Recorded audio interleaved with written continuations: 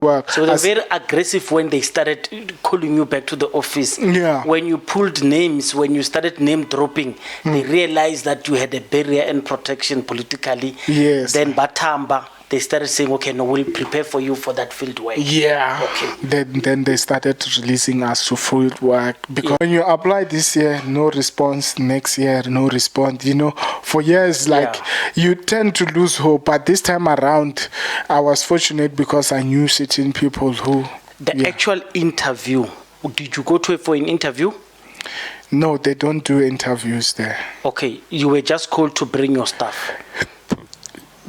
To take me out of poverty, other than, that will take me beside of doing these things. That is telling him I don't have money, but you're getting paid. Yeah, I got paid, but at the end of the day, this money cover all my travels.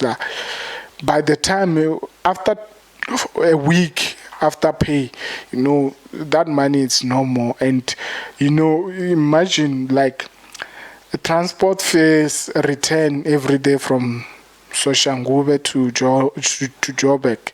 It's 180. So there was an attempt to manage me or to silence me. It's either by forms of threat that wherever you can go, there's nothing you can do. You understand? We are in charge. But also, if you want things to be done in your satisfaction, that you can at least come up with something or get what you want, that's when arise the conditions that were compromising my principles. You understand? They wanted to do it in a comradely. You understand? That's when even this issue of, I hear there's a trend of Mantanyula. You understand? Make it. You need to have a private consultations. And those private consultations, that's where the issue of Mantanyula comes. And then pay them. Yeah. You need to pay with something. Yeah, you must pay with something. If you can't pay them, you must pay with something.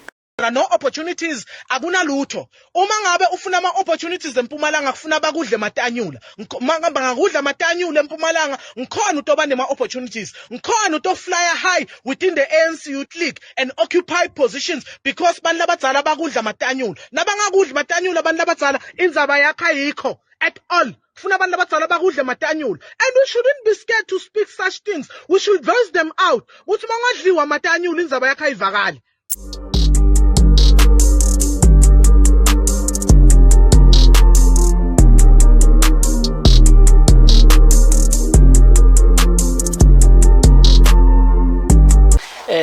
Comrades, I'm here with a comrade from Soshanguve, who's a member of the ANC, who's very aggrieved about the African National Congress. So I'm going to let him introduce himself, tell us who is he, where is he from, and the question will unfold, because I just want to understand his basic politics.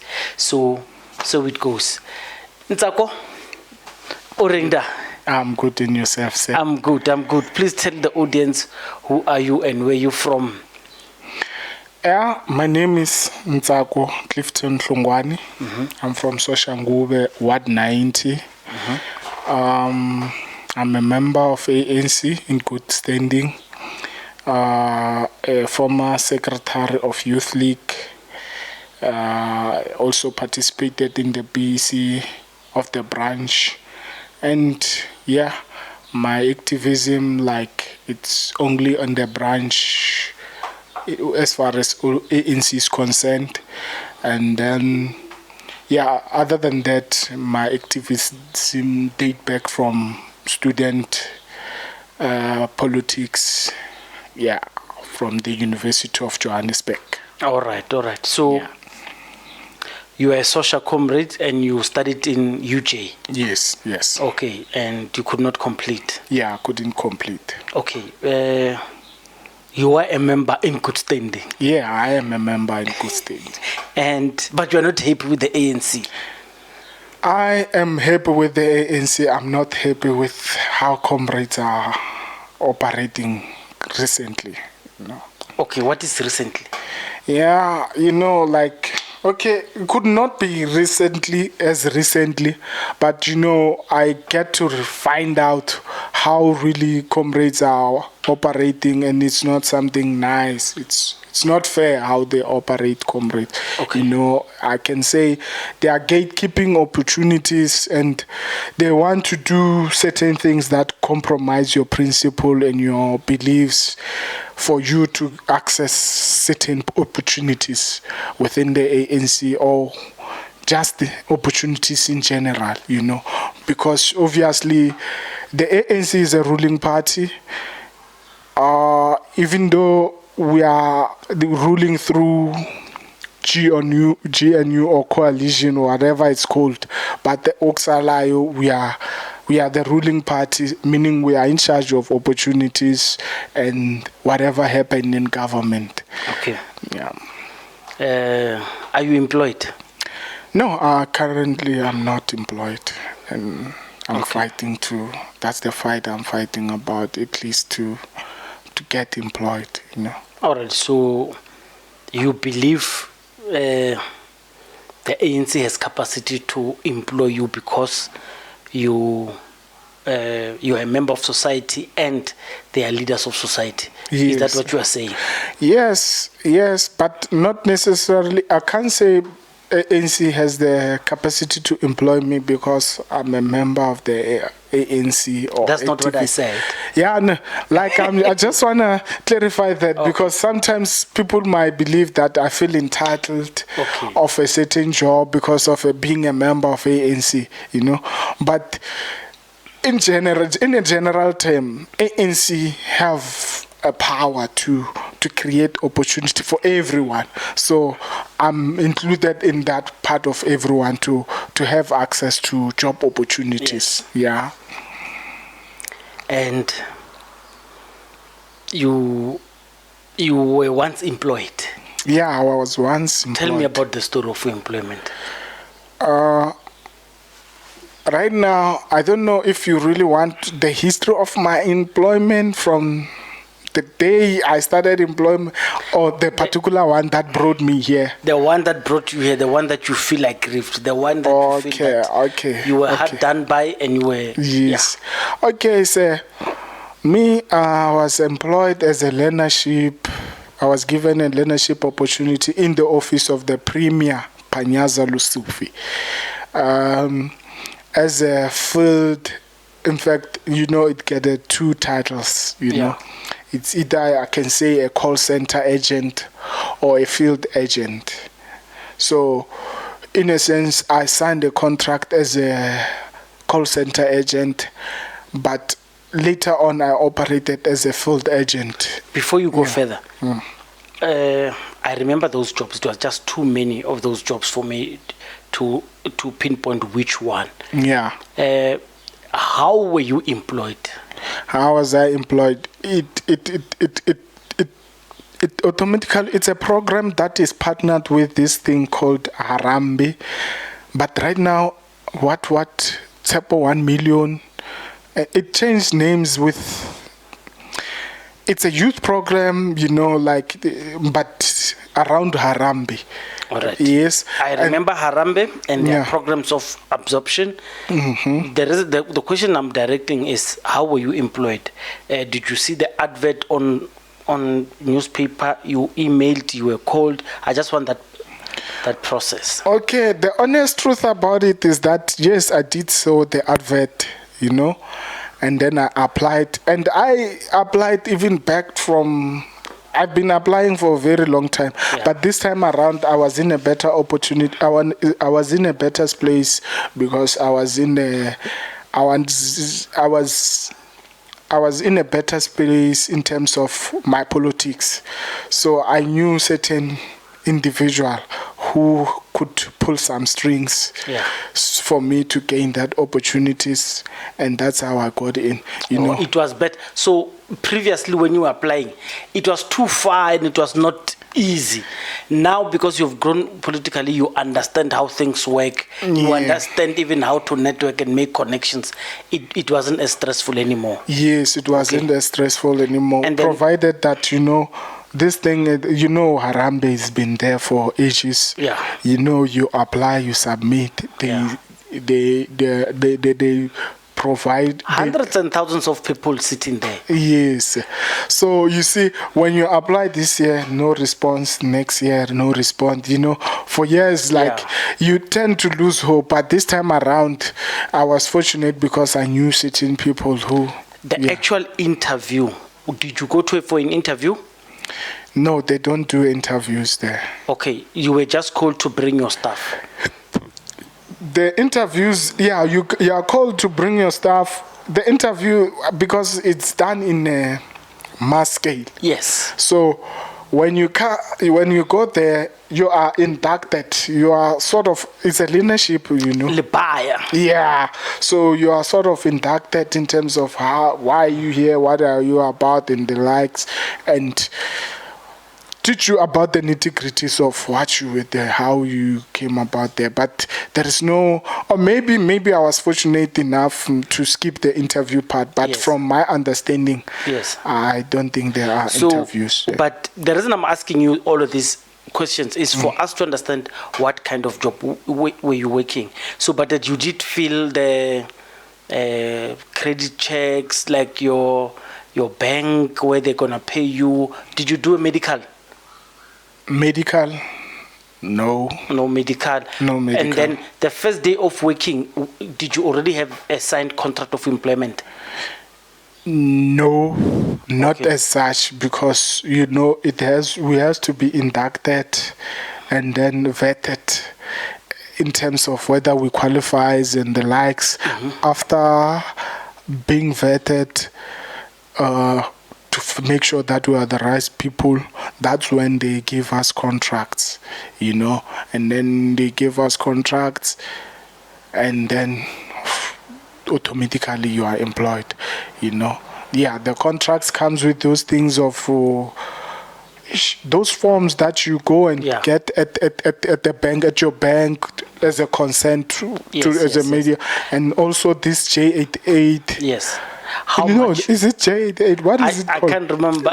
Yeah, something that is for government. Z83. Yeah, Z83. Yeah. So, how much were you earning? Yeah, 4.5 a month. Was it in stages, or it started as 4.5 and it ended at 4.5? It started at 4.5 and ended there. And you and the other people who you were with, how many were you? We were roughly around plus or minus 60 to 70 there. 60. Yeah, 60. Yeah. And you had literally a workplace where you were working? Yeah, we had a workplace. No plumber Jose? No, actually that's where the titles of call center and field agent comes, you know. And there's a great story about that, because you know, me, you see, as I said, I used a comradely connection, you know, to get there. When we were told, because I stay in Soshanguve to Joburg is very far to go and work for 4.5 opportunity. When that opportunity was told, we were told about it. We were told that no, we were not gonna work as a call center. Right now, they are introducing new program called a field agent that we operate from your respective area. Where you are. Yes. Okay. So, hence, when I got there, we got inducted for the period of 3 to 4 months. 4 to 5 actually. It could be somewhere. 5 Induction months. of 5 months? Not induction. Okay, we got inducted and then we started working. While we were working, they were telling us that they are not really ready to take us to the field. But because this one of call center agent has been there since 2020. Yes. So it's something they are familiar with. We can just we can just do it. Yes. So while we were there, we were doing it. One, keep up with it. Even though I'm from Soshanguve, I kept up with it. But up until I see that no, this thing You're wasting money. We are wasting money. And then I started questioning about it. Nobody would give you appropriate answer. That's when, I decided on my own accord that let them do what they do. I'm not coming there. So you stayed Kososha while you were in? Yeah, I stayed Kososha while I was earning. And one day I asked me, why am I not coming? I told them I don't have money. And it's a reasonable answer. Because so the 4.5 stipend was not enough for someone north of Gauteng to travel to central Johannesburg. The stipend of 4.5 was not enough for you. Yeah, it was not. And then, but if you were a field agent, it would have been better if you were in Sosha. Yes. And when you raised it, what was the answer? I raised it. They couldn't really answer you. They would continue to tell you, comrade, we'll release you. We are not ready. But up until I see that these guys are not ready, they are not even prepared to release us. After how many months? I think 4. Yeah, 4. I could see that, no, these guys are not prepared to release us. So I told them, I started staying at home. When they called me, why are you not coming to work? I said, no, I don't have money. I would tell him, I don't have money. But you're getting paid. Yeah, I got paid. But at the end of the day, this money cover all my travels. By the time, after a week, after pay, that money is no more. And, imagine transport fares return every day from Soshanguve to Joburg. It's 180 every day. Ish. So earning 4.5, but you use 180 for going to work. And I was like, no, at the end of the day, it's you who are in a default, because it's like, I wouldn't say that I'm in a default of the contract, terms of the contract, because this thing, when it was advertised, it was advertised as a field agent. We're going to work at our respective areas. So now you are not ready. How long does it take for you to be ready? Before I ask you the next question. Yeah. During the induction, what is it that you were supposed to do as a field worker? Actually, that's the interesting question. That's a good question there. Because even on the induction part, they were inducting us based on a field work, telling us that we are going to collect issues of the communities and report it to the premier, because the premier is in for it. He's very enthusiastic to address the issues of the community. He wants to know what affecting the communities. So I want to have people who will collect those information for me and then bring it to them. That was basically the induction was all about. Okay. So hence, they taught us how to go about approaching people, going to communities, close the gap, in fact. Yeah. And another thing it is that this thing, that's why Premier was interested in much this field agents thing, because there was this unaccounted gap between the provincial and regional, how do I leadership. put it? Provincial government and the local government. Yes. From the position Metros. of mayor and premier. So, there was a gap. It was a gap because, ANC, TA by then. So we were supposed to be those who close in the gap, because it's apparently the DA, the DA mayorship or leadership or whatsoever government was not bringing the information as issues as it needed to be escalated. So we were supposed to close that gap and be the agent to pass that information. How does your job end? Yes, the job ended just like any other job has to end, because it was a fixed-term contract. Fixed-term contract / learnership. it came to So an those end. attempts after 4 months to bring you back to work, they could not work because you do not have money. Yeah. But they let you go until the end of the contract. Okay, exactly. Like what has happened is that, when I was saying I can't come, they could tell that, I'm vocal.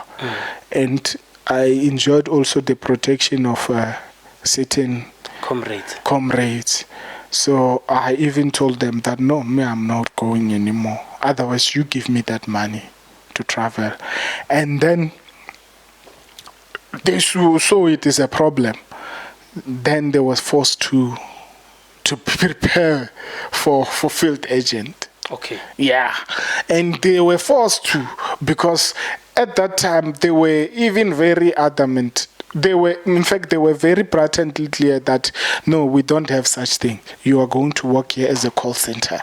Yes. You have to come. And in fact, it was the exact word of the supervisors who used to call me every day. That day, there's no such thing.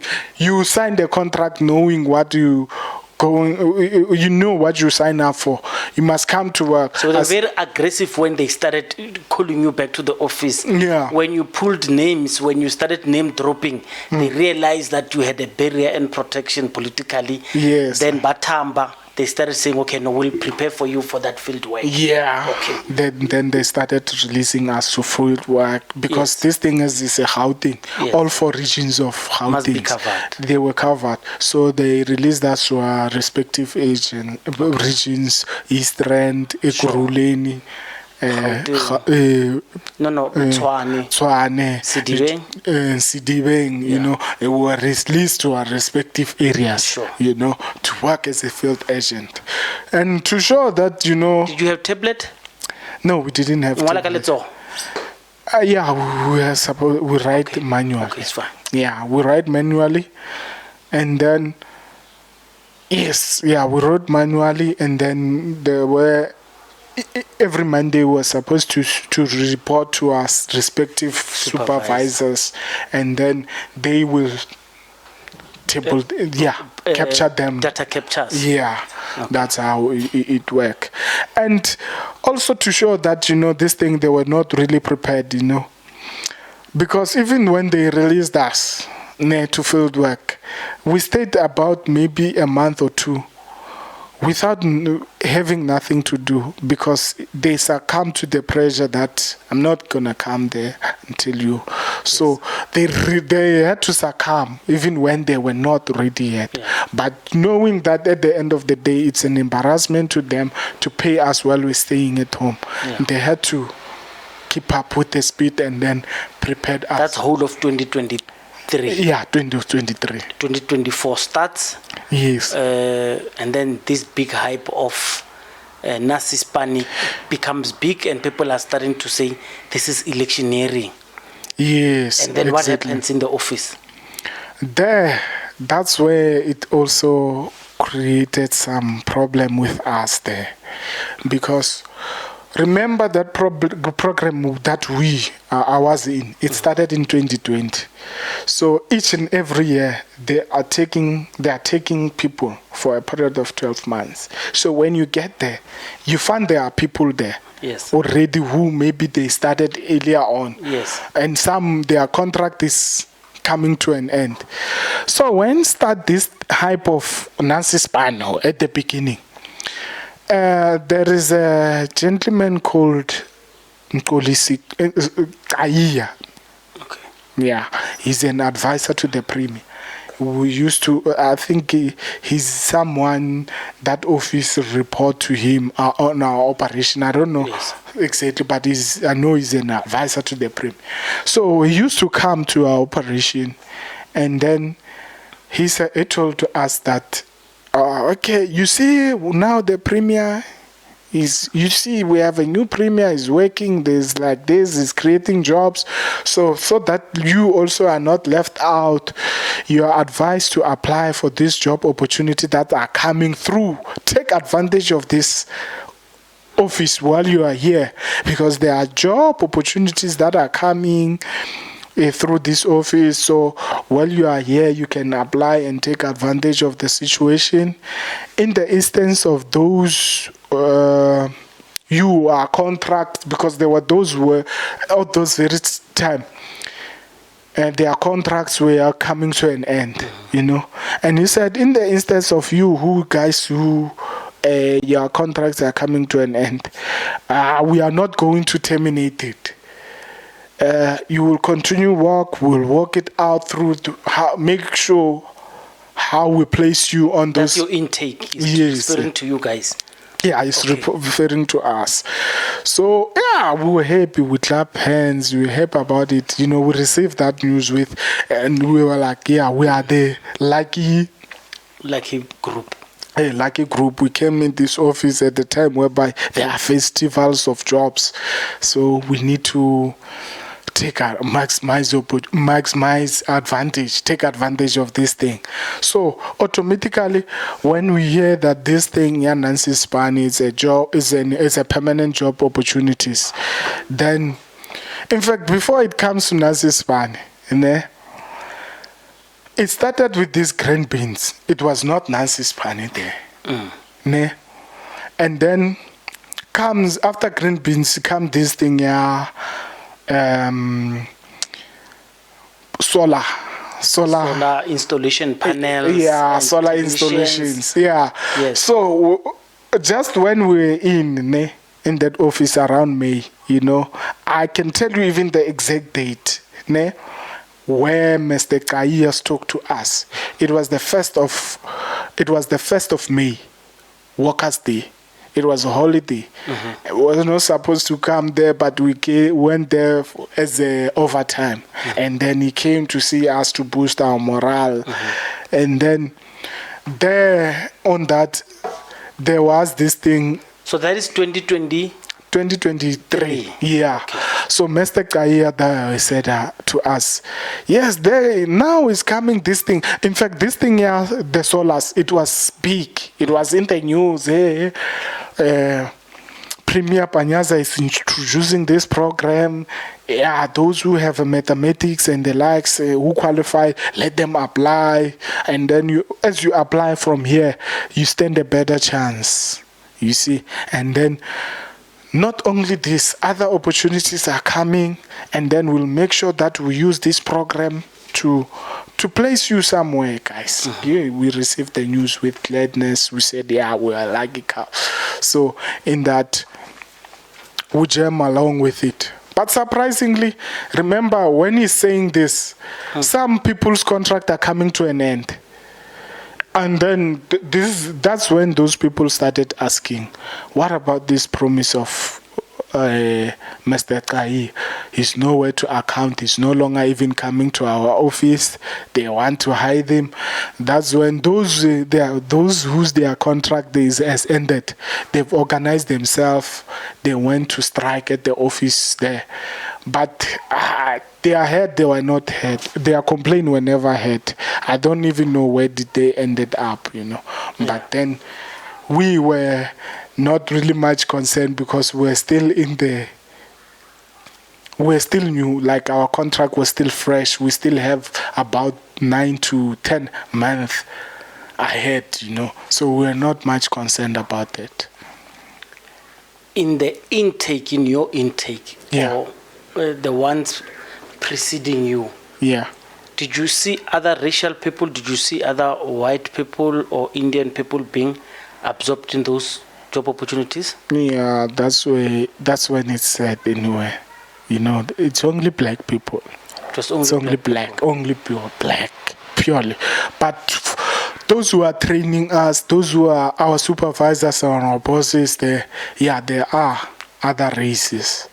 Yeah, but for this particular thing of Harambee, this program was only black, not even colored, black. Do you think it's because white people did not want it, or these jobs are so lousy that they only wanted to give them to African people? White people won't take, because this thing it speaks to a serious abuse of exploitation and abuse. I don't think white people, they are in a position of vulnerability to take these kind of things. They're not you know. desperate for this. Yeah, they're not desperate, because this thing is I'm telling you, it's an exploitation. Now on the hindsight, when you're coming, before you see everything, you are happy you are getting an employment opportunity in the office of the premier. Premier of how they, you're happy about that. But when you are there, you're only to learn that this is just an exploitation. There's nothing about it. There's nothing glamorous about it. It's purely an exploitation and abuse of power, actually. Okay, so someone watching this would think you are not thankful, you are not grateful for the opportunity that you were given. 4,500 was offered to you per month for you to take care of your basic needs while you are looking for other job opportunities. True. And when you say it's exploitation, and do you want to even say electioneering? Definitely. No, our program was not electioneering. Yes, yours before, I can Yeah. came before election. Yeah. But so that accusation of it was about election. So Nasi Ispani, you say it's not electioneering. No, man, my brother, like I want you to draw the distinct, ne? Yours was done before Nasi Ispani era. Yes. The Festival of Jobs. Yes. You were absorbed before that. Yeah. Other programs like the solar panel and the green beans, those were Panyaza initiatives. Yes. Before Yeah. Nasi Ispani. So Yes. I want to say to you, if Panyaza's intentions were good, why does it look like Nasi Ispani was electioneering, or was it electioneering, or was it not electioneering? According to you, what do you want to regard it? Because you were closer to the fire. Okay, Nasi Ispani According is to you. purely electioneering. Ish. It's purely electioneering. Nothing about it. It's purely electioneering. Do you know what happened to the people who were they ever absorbed? The Nasi Ispani people. Yes. Those who apply for Nasi Ispani. Yes. No. I know of no people. Man, I belong in the street of Gauteng. I belong in the street of Gauteng in a sense that Political structures, community structures. yes, like I can't even find even a single big shot who can say, yes, I've managed to score so and so. You know how we Yes, operate. yeah. Talk. I've managed to score so and so a place in the Nasi Ispani. No such thing. And before I even came to you, I've been raising this question even in the portals of the ANC itself. In the structures, nobody could tell me that can ease me in terms of, okay, maybe my brother, you guys were the unfortunate ones. There are this and this and that who benefited from Nasi Ispani. No such. Okay. Then it means Julius Malema was correct when he said Nasi Ispani is electioneering, my green beans is people were hired because of their political connection, their proximity to power, and their networks within the ANC. That's what Julius Malema alleged, and he said the people who were working in, I call them the crime wardens. I Yeah. don't call them green beans. I don't call them. The only reason I do it is for people to quickly understand who I'm talking about. Yes, yeah. Yeah. So the crime wardens are a very important strategic, and this is where I applaud Julia Panyazali Sufi. And I'm one of those who said, I understand what Julius Malema was saying when he was saying these people were hired because of their political connections. But I wanted him to say, it's fine if he thinks so. So if he takes power in Gauteng, this is what he said. He said he will fire them. But then he had a change of heart. Julius Malema said, no, it's fine. We're not going to fight with them. We'll structure it correctly. And I applaud Julius Malema for doing that, because if these ones were hired because they were ANC, don't fire them. Because remember, our common interest in create me better. Yeah, huh? So don't fire them. Do it correctly. Sure. You understand? Sure. And then Yes. Luena hire your EFF. If it Yes. means, Yeah. if it's squinch, just so the idea is for people to be employed. Exactly. And I'm not saying when I say hire EFF, I'm saying I'm promoting him from doing corruption. But I'm just saying at the end of the day, we want people to be employed so we could have alleviate poverty. But I think today you are confirming what it has always been alleged for the ANC to say. The ANC, you are not the only one, by the way, who came to the podcast and alleged that ANC takes care of its comrades, its ground forces. And it's clear with you that when you were outside it was cold. When you were within, the networks assisted you. So do you think there are people who, when you came in, you came in together, they got permanent positions? Okay, I think according to the programs that we were in, that one of us, the leadership which we were in, that has started in 2020, you know, and then it's still continuing, I think, even now. Ne? The people who got inducted, you see, when they take 60 people or 70 people, ne, they can make maybe 5 team, what they call them, team leaders. Okay. Yeah, because we work in groups, you know, they call them team leaders. From those team leaders, even their remuneration is, they could get 5,000 per month. So those ones, when their contract end, I think it's them who were in a position to be placed, because I see some of them even beyond the contract, they were still there, you know. I think even now they might still be there. I don't know. I haven't been there since when? I haven't been there since May. That's when I was last. Yeah. So for me, who's looking at this program from the outside, I don't think you Uvaile bad. I don't think you were victimized. This is me looking from the outside. What is the big gripe here? Why are you so unhappy with how you left? My brother. Because people, I bet comrades watching there, they would be thinking, oh, Ntsako is ungrateful. Thank you for that. Thank you for this question. Sure. How would you feel in this unemployment-riddled South Africa? Ne? You get an opportunity that's called the learnership. You earn 4.5 a month, ne? And you told yourself towards that to prove yourself. While you are still on that opportunity of 4,500 per month, you are working and you're telling yourself you are working hard to prove yourself, because you wanna forget about your political affiliation, because after all, it doesn't necessarily mean anything, you know. You really still need to prove yourself. Sure. Ne? And then while you are there doing that program, and then comes another people who get an opportunity for permanent employment with a better salary than you.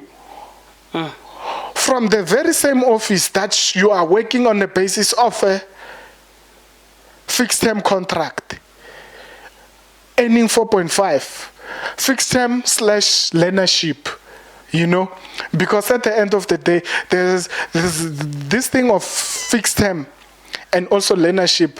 It is thrown it is nefarious in its sense, because when you give someone a fixed term contract, I don't know whether I can say labor or employment equity or whatsoever, those acts about employment, you know, the expectation is that a fixed term contract, even the remuneration has to be a little bit decent. Ne? Okay. But they use the learnership to say, we are giving you experience. You understand? We are giving you education. It's educational.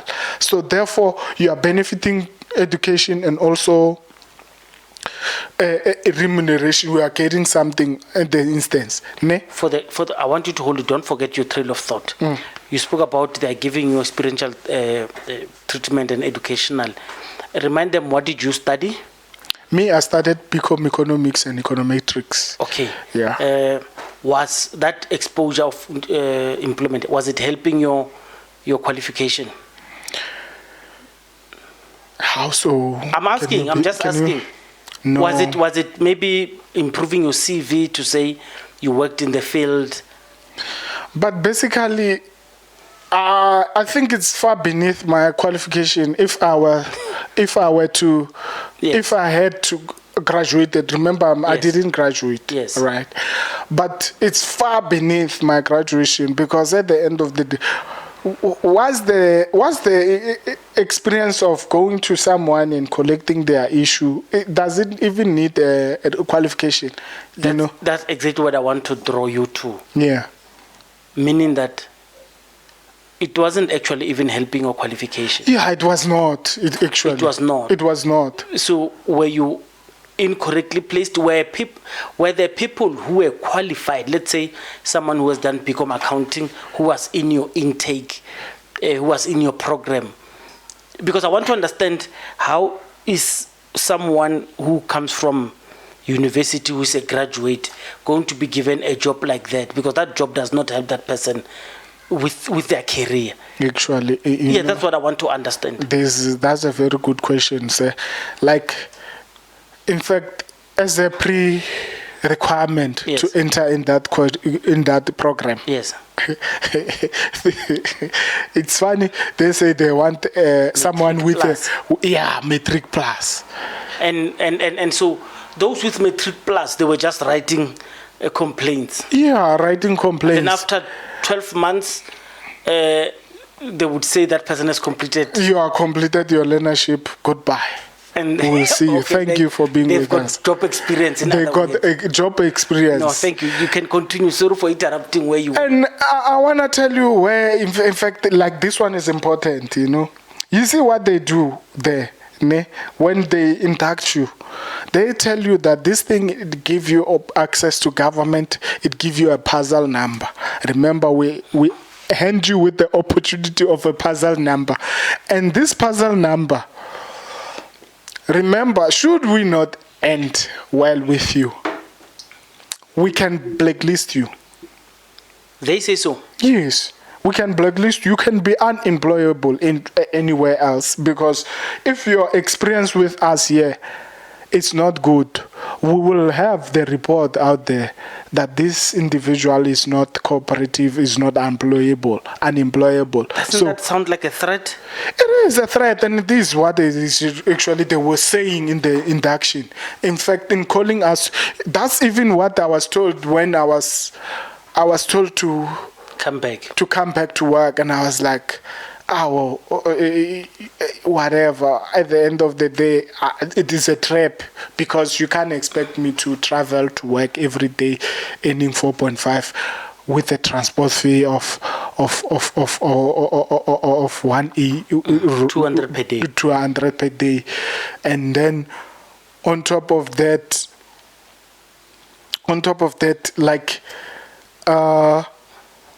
like, if ever, like, this is that's what you call, you are on a default yourself, because this is not what you told us when you come here. This is not what you said. You said we were going to work as a field agent. So if you want to do that, what are you going to say about this field agent thing? Yeah. Explain the gripe and how you feel when you were victimized by losing the job. Let me put it like this, my brother, in a simplest term, in a layman's term. Sure.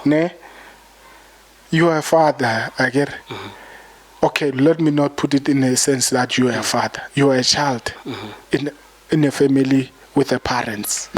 How would you feel, your parents every day, they are complaining, oh, my child, this is only what we have, take it, be appreciative of it.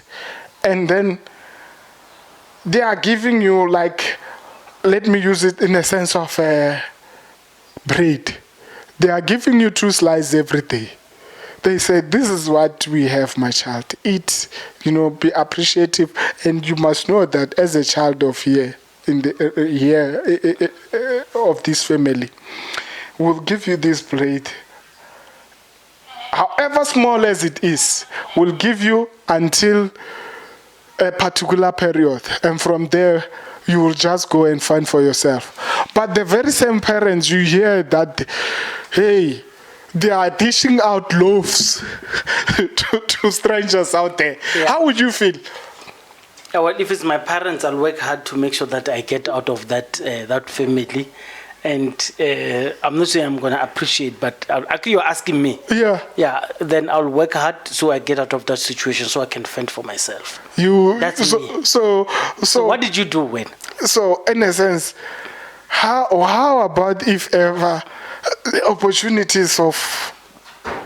opportunities now, like, are nowhere to be found, to, like, you can work hard, you know?